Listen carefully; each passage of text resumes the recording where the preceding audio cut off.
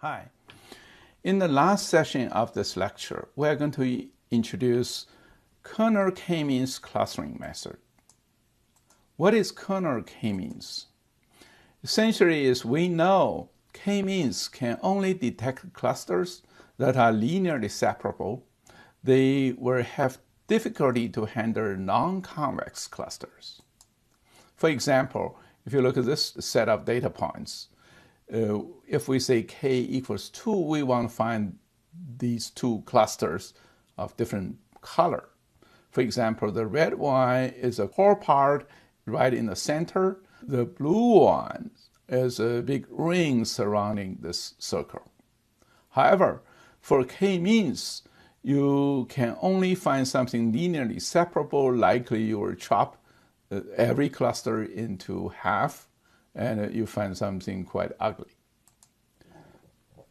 Then our idea is if we can project data onto a high-dimensional kernel space and then perform k-means clustering on this space, we may be able to solve this ugly clustering problem. That means we will map data points in the input space onto a high-dimensional feature space using the kernel function. Then we perform k-means on the mapped feature space. Of course, by doing so, the computational complexity could be higher because we need to compute and store n by n kernel matrix generated from the kernel function on the original data. If the original data contain n objects, if this n is large, then n by n kernel matrix could be very large. Actually, the widely studied spectral clustering can be considered as a variant of kernel k-means clustering. That's why these kernel k-means is a pretty interesting method. Let's look at a kernel function and a kernel k-means clustering. The typical kernel function, for example, we may have polynomial kernel of degree h. You use this formula. If we have Gaussian radial-based function RBF, the RBF kernel is a typical Gaussian function. Sigmoid kernel is defined in this way. Then the formula for kernel matrix X, that means for any 2 points, xi sub I and x sub j, within cluster C sub k, then we can map them into this kernel function this way.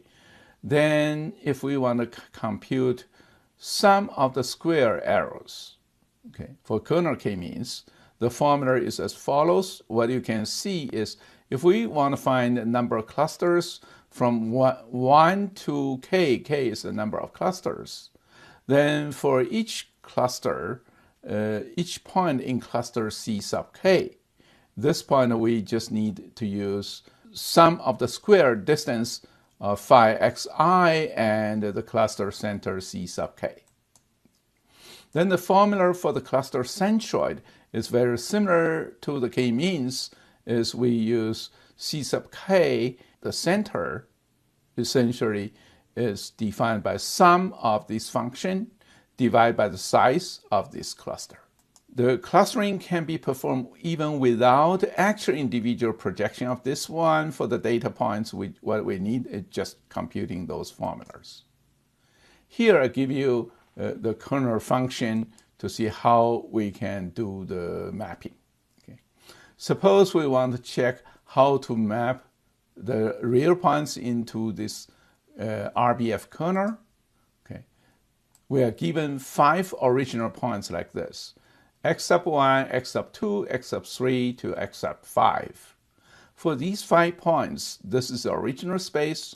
If we set sigma equals to 4, actually you can set sigma to other values as well. Equals to 4, the calculation just a little nicer and simpler. So you probably can see, then if we want to calculate this distance, this formula actually is on the top of this part. What we can see is x1 is 0, 0, so there are 2 zeros. And x2 actually is 4, 4, these are 2 4s. So when you compute this distance, you basically compute the sum of their square distance equals 32. Then based on this formula, we will get a e to the power of minus 32 divided by 2 times 4 square. Then you get to the result of e to the power of minus 1. Okay. Then you can see for this mapping, suppose sigma equals 4, what we can get is for k is when I equals 1, you'll get x1, x1. You look at the x1, x1, they are the same. So this part is essentially you derive as 0, okay, for this mapping. Then if you get x1, x2, what you can see here is you get this value is e to the power of minus 1. Okay.